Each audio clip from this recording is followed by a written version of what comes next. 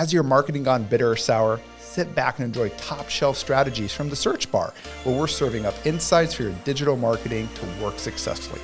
I am your host, Eric Ritter, SEO sommelier and founder, CEO of Digital Neighbor, a friendly neighborhood marketing and lead generation company based right here in Tampa, Florida. I'm really excited for today's episode. Today, I'm joined by the beautiful Alexis Alvarez, the Vice President of YourMark Promotional Products.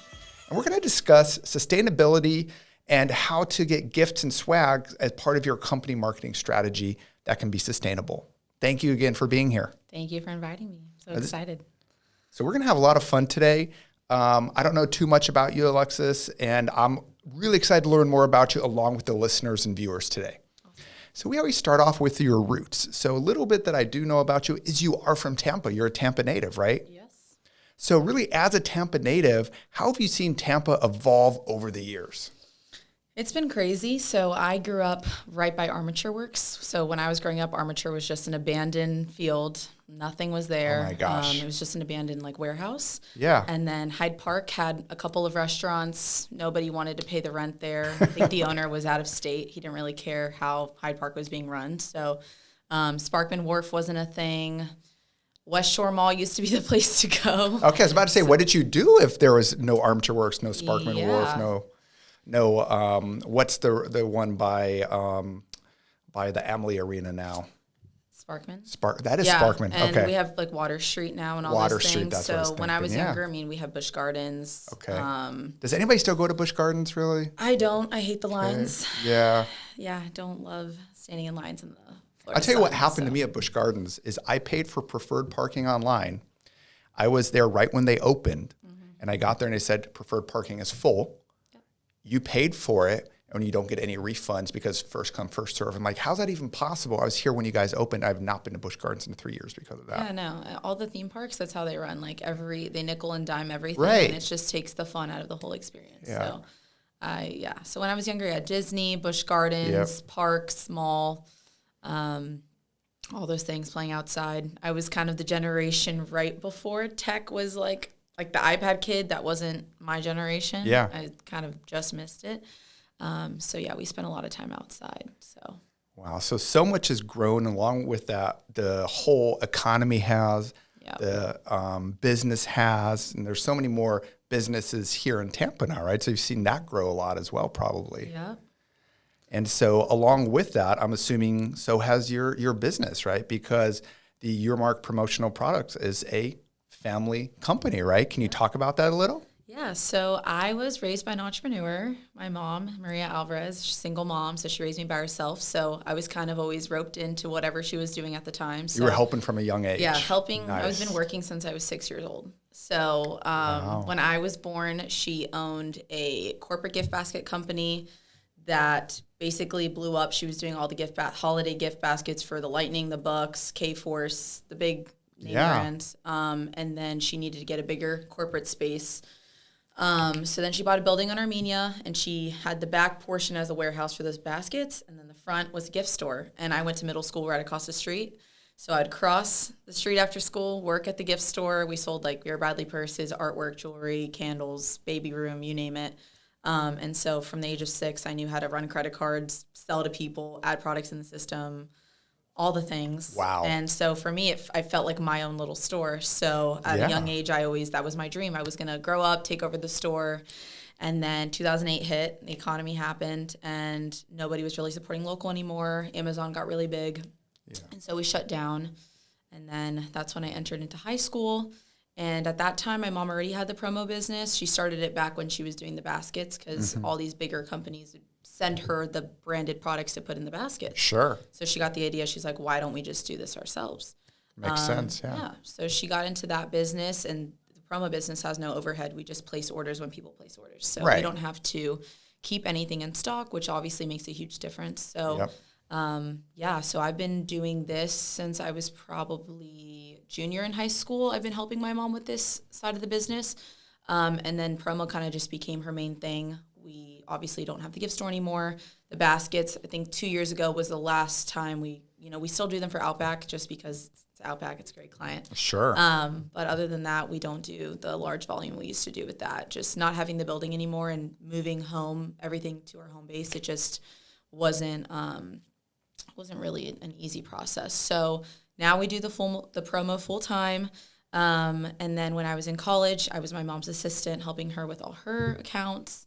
And then was college here in Tampa as well, or did you Yep, leave Tampa? University of Tampa. Okay. So that was honestly my last choice. I wanted to go to Florida State. Yeah, I got into Florida State. I visited. Okay. It was just way too crazy for me. Just wasn't my vibe. Sure. I was not a drinker, not a partier. So I stayed home, went to UT, lived at home, got a degree in marketing.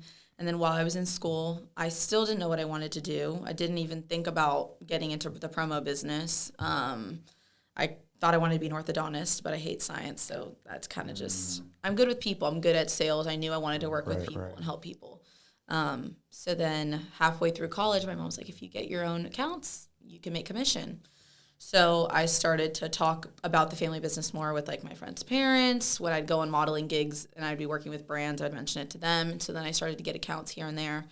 And then, hold on, you just talked about modeling. Now you just threw something else in here, right? So not only you're an entrepreneur working since you're 6, you're a model as well? I am also a model, yes. Wow, okay, tell me more about that. Okay, so I've been modeling since, I think, sophomore year of college. I'm signed with 2 agencies, Alexa Model and Talent here in Tampa, and then Professionally Pretty, which is based out of Orlando.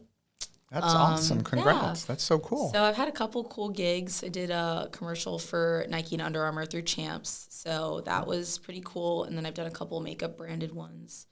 But I haven't really focused too much on modeling. I want to put a little bit more of my time into it, but it's just kind of difficult with everything else I have going on I have to. So it's a hobby that pays you, kind of. Yeah, it pays me. Obviously, It doesn't pay as well as my full-time work, so I can't put as much time into it.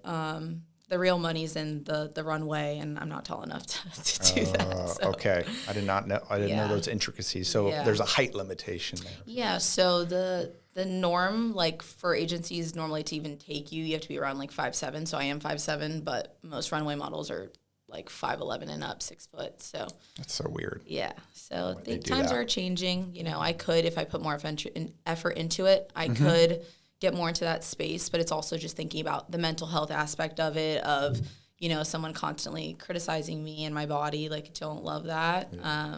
Actually, on Monday, I had Miss Cuba organization reach out to me, and they wanted me to run in the pageant. Yeah. And so I was like, oh, that'd be cool. So I talked to them. They set up a call with them. We talked on Monday night. And off the bat, they were like, yeah, we're going to have to basically cut your hips in half. You're going to have to lose all your muscle. You have to go compete in Vietnam. And, I was just like, yeah, no, this is not for me. I just can't. I don't want to have to. It's a whole different lifestyle. Yeah, it's a whole different lifestyle. Yeah, and, I love the way I look and all that, and I don't want to have to change. So I'm not it's just well, good for you that you know what you want and kind of where those lines are, right? That you don't want to cross. So I really respect that. But, that's a great hobby to have, modeling. But you were talking about modeling when I sidetracked us here about the family business, right? The promotional business, and kind of in college getting your own accounts, right? So I got started getting my own accounts, saw the first commission checks come in, and I was like, wow, I love this. So obviously that compared to what I was making hourly was a huge difference, night and day. And I was making in 5 minutes what my friends were making in a month. So I was like, you know what? I think I have something here. I enjoy doing this, so I'm just going to pursue this. And that's so important, right? That you are doing something that you get up every day and you enjoy doing. Exactly. Because you can love sales, but I feel like if I was in the sales position of having to sell somebody, let's say insurance or something like that, where you're having to make somebody sign off on a huge dollar amount, it's like, hey, you need this. This is more of me helping people find solutions for events or better brand themselves, things like that. It's more of I'm helping you and you're choosing to come to me rather than you need me. And I'm you know what I'm saying? So it's an easier sell because people come to me and I don't have to force myself down people's throats. I don't like that. So that's always nice when I go into a room, networking events, I give my little pitch and then people normally come up to me after hey, I have this coming up. I need you. And that's such a good feeling rather than, being in a different type of sales position. So yeah, it was great. And then, graduation happened. I traveled the world for 6 months. And then when I got back, I was like, okay, it's time to start my life. And I had met a woman at one of my mom's biggest clients. They had a grand opening at their new building. And I met this really magnetic boss lady, and I was like, I want to be just like her. And so she took me under her wing and just showed me the whole world of networking, invited me to BNI, NPI, chamber events, just different networking things that are in Tampa because I didn't know where to start. And it kind of snowballed within a month. I had my own book of business. I was able to move out of my mom's house, pay all my own bills. And it's amazing. Yeah. Very so cool. Ever since then, it's been nice not having to, even though it was my mom, it's been nice not having to answer to anyone, you know? So now I'm my own boss and run my own ship. So I really, really love it. That's amazing. I mean, just that step-by-step process, kind of that evolution and how your role has evolved, right? Yeah. And I think the one thing I just wanted to touch on real quick is what you do from a promotional product standpoint, right? Like myself, I've ordered a ton of promotional products. A lot of other agencies, probably every company has. And there's really a lot, everyone has had a negative or bad experience at some point, right? So I've ordered like polos that look one way online, and then you get them and they fit weird or they feel weird, right? So having that trusted partner who can give you that personalized approach and dedication and listen to you and give you exactly what you need, I think is so valuable, right? Because you mentioned like how the original store that you and your mom had kind of went down because of Amazon. You know, that's one thing, but when you're ordering something with your logo on it, that's a whole different ball game, right? Because it's not just a commodity that hey, I can buy that anywhere. This is something that needs to stand up to a certain quality measure, right? Of course, yeah. And there's not really, I mean, you can go online and order your business cards from one website and your pens from another and your shirts from another, but we're really just a one-stop shop.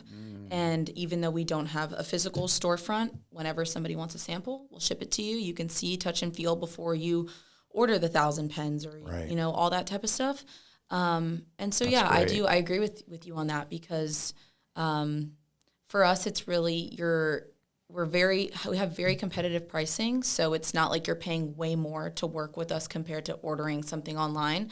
You can go anywhere and find something cheaper. You're paying for the customer service. You're paying for, hey, this is going to get here on time, and we're going to make sure, because in 20 years, we've never missed an event date. There's been times where it's stuck at the shipping hub, and we find out where it is, and we go drive and pick it up and deliver it, if it's here locally. And if it's not, we find out where it is, and let's say we're drop shipping to Tennessee, and we say, hey, it's at this shipping hub. Want to go pick it up in the morning, it's there, you know, because we can't control if there's a shipping delay. You know what I'm saying? Yeah. But then going that above extra beyond, mile. Yeah. No one online that doesn't know you is going to do that for you. You know what I'm saying? True. Yep. So people just really love like the effort and that we put into all of our clients. You know, big or small, we take the same amount of time on the guy that just wants one shirt and the guy that wants 1,000 shirts. So I think that's awesome. Yeah. That's so cool. Well, let's move on to the next segment here, Time to Grow. Let's focus a little bit more on the promotional product industry, right?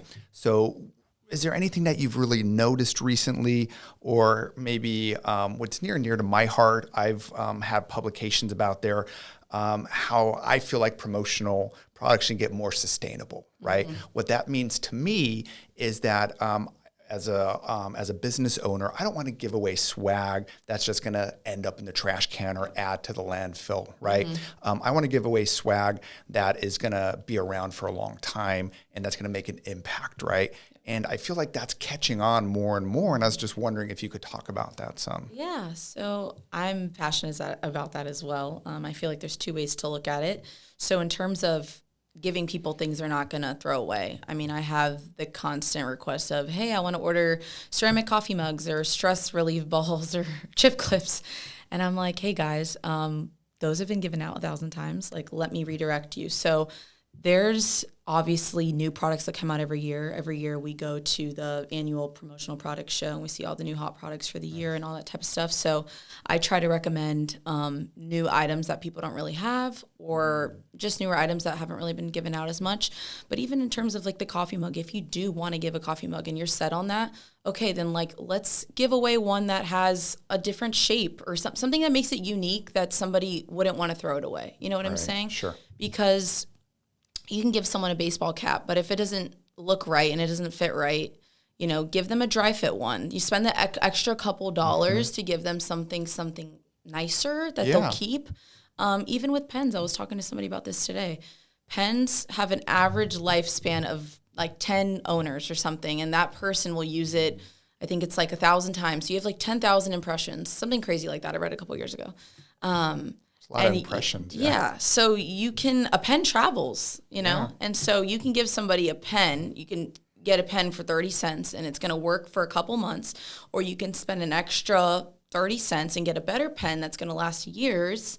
So, you know what I'm saying? No one's going to want to keep a pen around that I know whenever I get a good pen, it's like I'm weird about even sharing it with people because I want to keep it. You know what I'm saying? For sure. And so I always try to recommend, hey, like this is the #1 pen manufacturer in the industry. They have great quality, and they are more expensive than other vendors, but I've pushed most of my clients to use them because they work better and the quality's there. So, and then I feel like the other side of the sustainability is just even the materials that people are using to make the products. So, I've had a couple clients that care about that and they want products made from recycled goods. So, for example, wheat straw is like super popular now. So they use wheat straw to make straws, utensils, containers, different things like that. And then there's tons of canvas. So like the canvas totes are super popular. They have biodegradable plastics now. So you can buy like plastic bags or anything made from plastic and it'll, degrade on its own. Biodegradable cotton. Even with apparel, there's tons of recycled goods now used to make apparel. And it's basically very similar in price to what you're paying for a normal shirt. So to spend a little bit of extra to get a recycled material shirt, I think is cool. And then there's also just tons of programs out there that my vendors have that'll show, hey, like by buying this product, this is the difference in the impact you're making. So then when you are gifting that item, you can show, your clients that you're trying to make a difference. You know what I'm saying? Yeah. So I think that is important when gifting people things. It's just to think about those little things because you never know who cares, Absolutely. And I like the two different approaches that you mentioned there, right? Number one is something that's a little bit more unique and someone might not have yet, right? I already have 10 coffee cups. I don't need another coffee cup. Or if I do, I want something that's unique or going to really speak to me. There. And then on the other side, something that is made or remade, right? If it's recycled there. And I think both of those approaches are great depending on the business, right? And depending what your goals are as a company. So I think that's fantastic. So I think you really hit on kind of what I wanted to talk about a little bit more is of how companies can kind of order materials without being part of that landfill problem, right? And I think now's a good point to kind of plug something that I ordered from you and I thought was amazing, which is right here on the table, right? So the wine here for the Search Bar podcast, Pour in a Bottle, the search is over, right? Our custom label is on a wine bottle that you procured for us, right? Because I remember when we first met, one of the things you said to me is I can put a logo on anything. And so I wanted to give you a challenge like, can you put on a wine bottle? And you said, yeah, of course, challenge accepted. So can you talk about that a little bit more? Yeah, so literally anything you can think of, we can brand. So, I mean, we've had tons of requests. I know a couple years ago, one of the coolest projects we did was custom branded AirPods for a med sales college that they were doing it as like a raffle giveaway on campus. And so, yeah, wine is something I've recommended to a lot of realtors for closing gifts, lawyers, different, higher end fields of people that want to give a nice gift. And yeah, when you asked me, I was like, yeah, I do this all the time, no problem. It's but amazing. Like you said, there's not a lot of these print shops they have a very limited options of what they can brand, and a lot of the times it's like cheaper tchotchke type stuff. Yeah. And yeah, of course we have all those things, but then we also specialize in all the higher end branded goods. So yeah, we carry Yeti.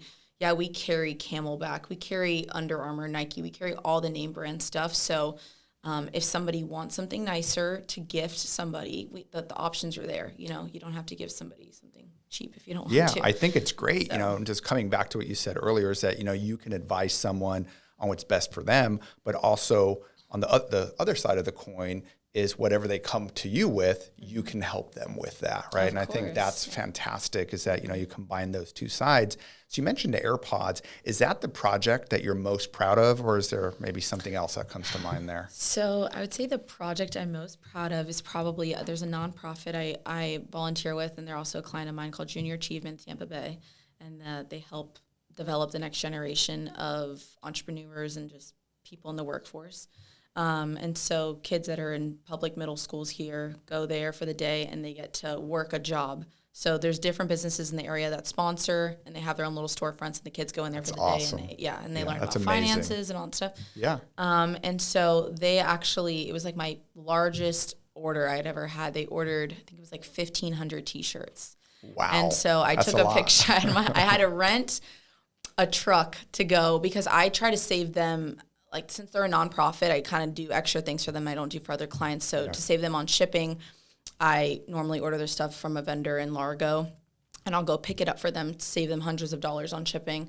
And so for the shirts, I got them done in Odessa. And so I had to rent a truck, go and pick them up, and there was probably like 30 boxes. And I had my mom take a picture of me in the back of the truck with all the boxes, and it just like felt like such an accomplishing moment, because it was like, wow, this is a huge order, and I'm going the extra mile for these people. So I just it was just such a good moment. So that's probably the one I'm most proud of. I mean, you put a big smile on my face with that story, right?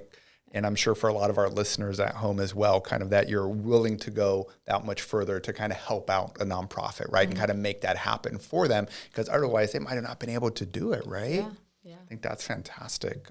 So we talked about what's going on in the promotional industry. We talked about how people are going to participate in sustainable swag and promotional items. And your most famous, well, I don't know, most famous, right? The project you're most proud of, right? Mm-hmm. We don't know what's going to happen this year, next year, right? There's always going to be bigger, better things. So can't wait to have you back maybe and talk about those. Yeah, definitely some good things in the works right now. Good. Well, let's hear about those. What's in the works? So we actually offer company stores. So I have a client, it's probably my biggest client. It's a venture capitalist firm, and they have locations all over the U.S. So they have me drop ship for them all over. But they asked me last week that they were interested in getting company stores. So what that means is basically we create a custom web page for them with all the products loaded up. And so the people that work there or managers, there's limited access. However, they want to limit that access is up to them. But they can go on there and just order the stuff directly themselves, and then I'll get the order and I'll put it in. So it doesn't have to go through as many people. If they need something for an event, they can go on there and order 100 Cut out pens. the middle person. Yeah. So, and they also want to do it for incentives. Like if an employee does something good, they can go on there and order themselves a polo or a mouse pad, wireless charger, you name it. And so that I have that demo next week. So I already created the website and everything to show them. And so that'll be a huge opportunity for me because they're just so big. So if they're giving that much access out to their employees, I mean, the opportunities are endless with that. So definitely really excited for the company. That's store. awesome. And I like how that ties into digital as well, right? That people can just go online and self-serve. Like you're almost like coming full circle and beating Amazon on its own game now, right? Yeah. That people can go on your website and order versus ordering somewhere else. Yep, exactly. I think's fantastic. I'm excited. Awesome, cool. Well, let's move on to Barrels of Wisdom here. Okay.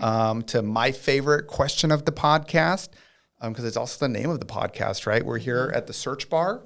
And so, Alexis, what was the last thing in your search bar? The last thing in my search bar was Apples Never Fall TV series Where to Watch. So this week That's an important query. Yeah. So I have heard probably from like 6 people this week, you need to watch this show. I sat down in a day and watched it. I'm addicted. Wow. I've been asking for weeks. I don't really watch TV much, but when I do, I just need something new to watch. Sure. So I was like, okay. And I put it on. I've only watched two episodes. So I'm kind of hooked already, but haven't had time to keep watching. So what was the answer? Where did you stream it? Peacock. Okay. I know. So many platforms. Well, there are so many, and that's why I think that's probably one of the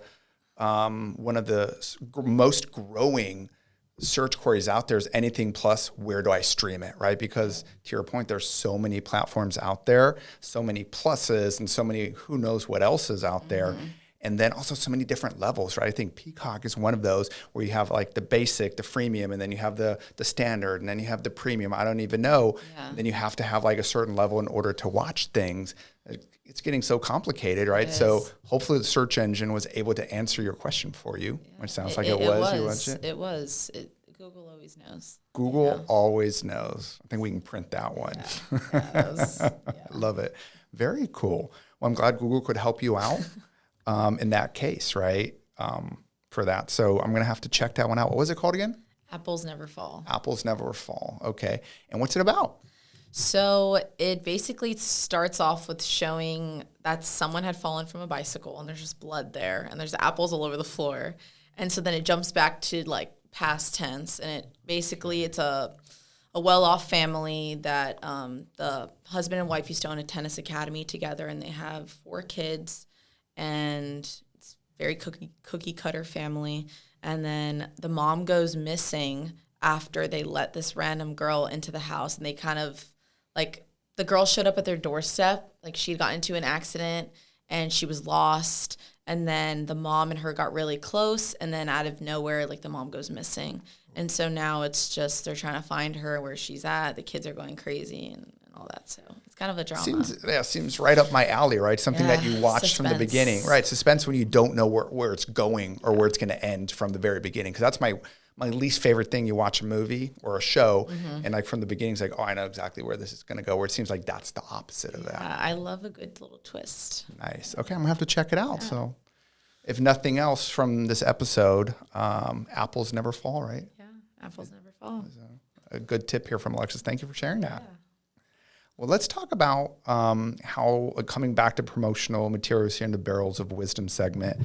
They evolve every year. So, what are you seeing right now in 2024 as the trends that are evolving and kind of unfolding that people are ordering right now?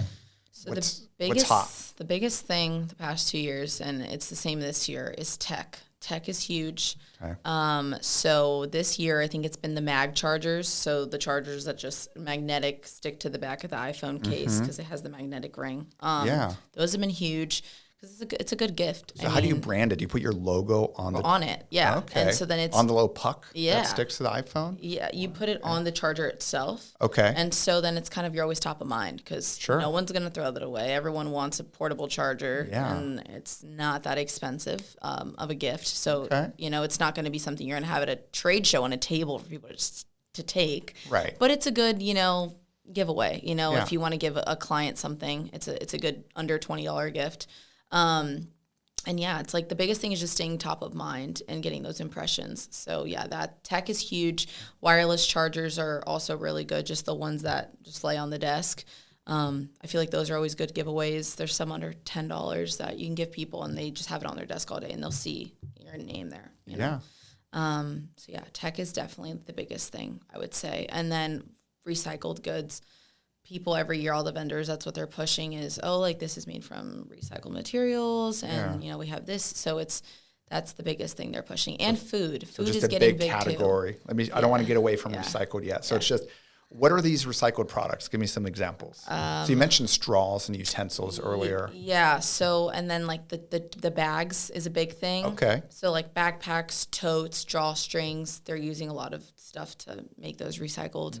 T-shirts, hoodies, hats, any type of containers. I'm trying to think what else. Craft boxes in general. So like if somebody wants to send out like a gift box, a lot of the stuff that they're using to make those boxes now are recycled. Interesting. Okay. Sorry. I just wanted to kind of focus in on that a little bit more because that's something that's near and dear to my heart. So I'm just curious. So that's like a category I could come to you with and say, hey, I want something that's recycled. Yeah. And then you would probably consult me. What would you ask me?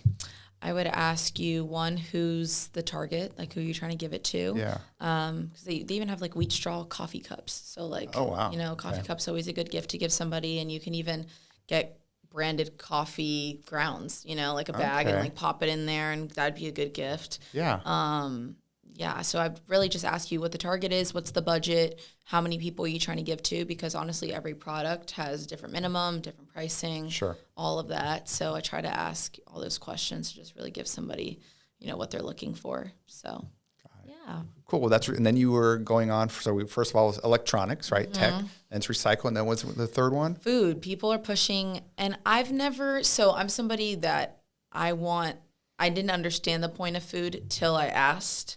Okay. So I went to the promo show in Vegas this year, and there were so many companies that had like delicious cookies, like stuffed with Nutella, caramel, and I'm like, oh my God. And then you would like brand the box and, the bags themselves and all that. And I'm like, you can brand this, but then the brand's like in their stomach in 2 seconds. So what's the point? And they're like, well, at trade shows, when there's thousands of other tables, it makes people come to your table. So just while they're sitting there attention eating, grabber. yes. Okay. So while they're sitting there eating, it gives you the opportunity to give your pitch because the food alone is going to get them to come to your table. If you have pens on your table like everybody else, they're just going to walk right past you. But if you have food, yes, it's going to go away in 2 seconds. Yes. Okay. But it's going to make people come to your table and give you that 30 seconds that you need, you know? Interesting. So that's when I understood the whole food thing. But at first I was like, that's kind of a waste of money. You know, they're just going to eat the food right there and then it's gone. Then what? Right. But that's hilarious. Yeah. So I wonder if you can combine all three, right? Have tech with recycled with food somehow. Yeah. So there's like custom branded kits. So you can like build your own kit. There's different vendors that specialize in kit building in general. But even us, like if you wanted to, I could help you brainstorm and like we get the custom boxes made and then order all the other products. Then you could just stuff it yourself and give it to someone. So there is like ways that get creative and combine things. Yeah. So. Very cool. No, I love that. Final question for Barrels of Wisdom here is I always like to ask if you have any favorite books or resources that you want to share with the audience.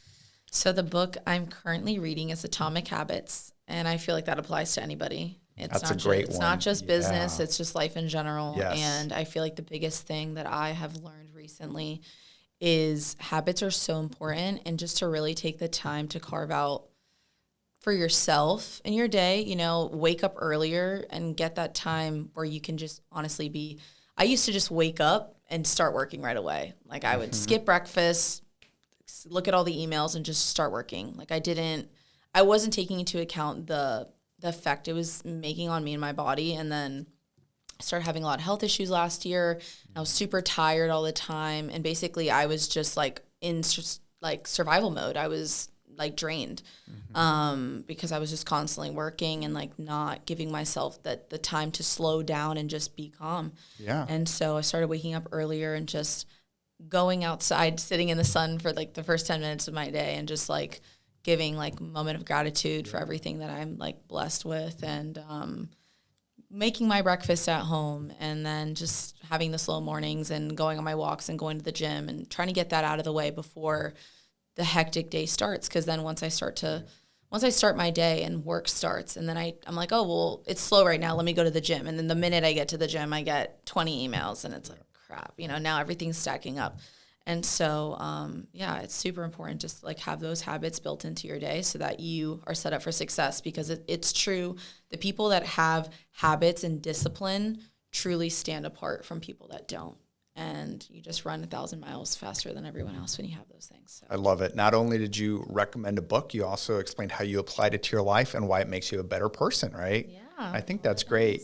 I love that. And so that just really rang so true with me, because myself also very hectic day, right? And so like if I don't work out in the morning before work starts, exactly, because you come up with all the excuses, right? I don't it's have like, energy. I'm too tired. I don't have the time. Right. Yeah. Oh, I got to do all this and that. So so I have another book I really like is called Eat That Frog, which is about you do the one thing that's the hardest to do first in the day. So that way it's done, right? Yeah. And so I've applied that to so many things, like working out first, or I don't like doing emails, so I force myself to do emails first thing in the morning and just kind of clean out my inbox, right? Mm-hmm. So I think I think that combines nicely kind of with the habits there. And like you said, you know, the most successful people have those habits, right? It's so important. So that's a great recommendation. Thank you for that. Of course. All right, cool. So it's kind of time to come to everyone's favorite segment in the podcast here called The Perfect Pour. Mm-hmm. And so we gave you a little homework ahead of time, right? Kind of to fill in the blanks, AKA Mad Libs here, to kind of create your own wine label here. So mine is called Query in a Bottle. The search is over. And I'm really excited to hear what you came up with here, Alexis. So if you can go ahead and read your answers here about your wine label you came up with. All right. So I really had to think about this. I wanted to tie promo into it. So I called it Pop in Promo, because, you know, you have to pop the bottle. So Pop in Promo. And then the two key ingredients would be impressionable and uniqueness.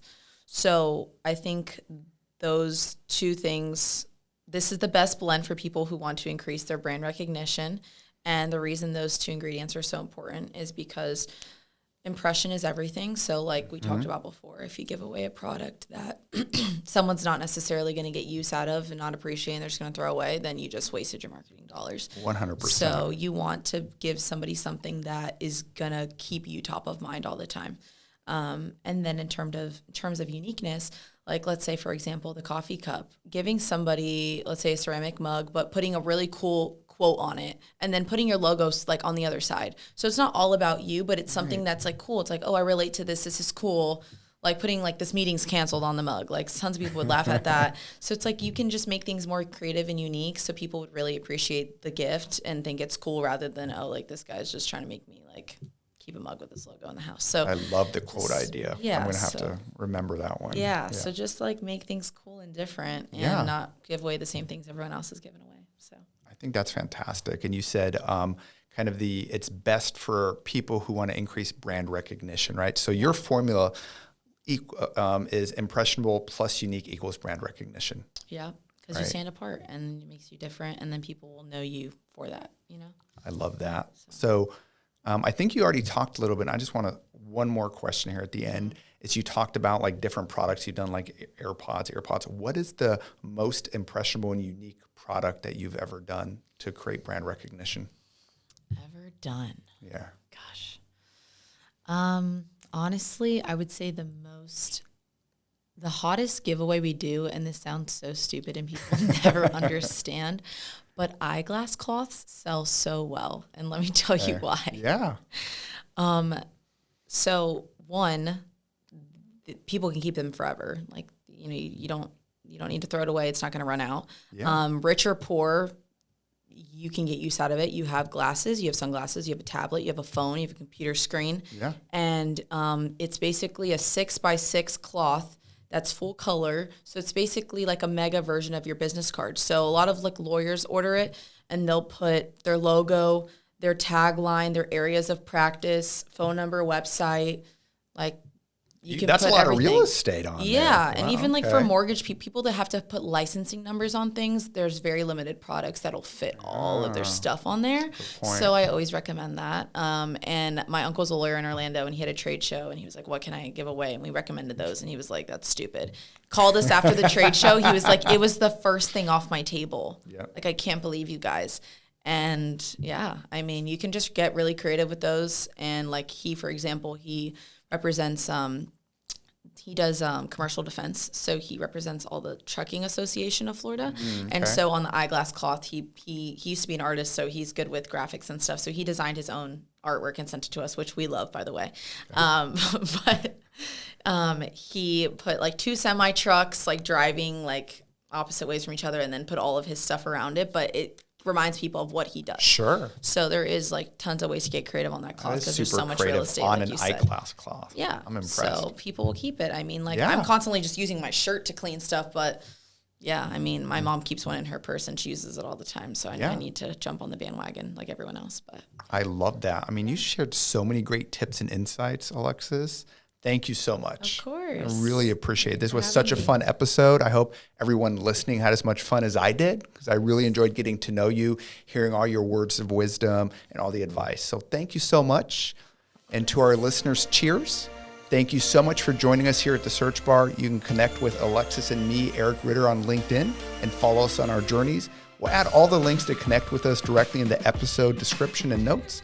And of course, if you have any SEO or digital marketing questions, feel free to reach out to me directly on LinkedIn. As the founder, CEO of Digital Neighbor, you can probably tell I love talking about this topic. We really hope we filled your glass with digital wisdom, and we're looking forward to seeing you on the next episode of the Search Bar. Thanks, everyone.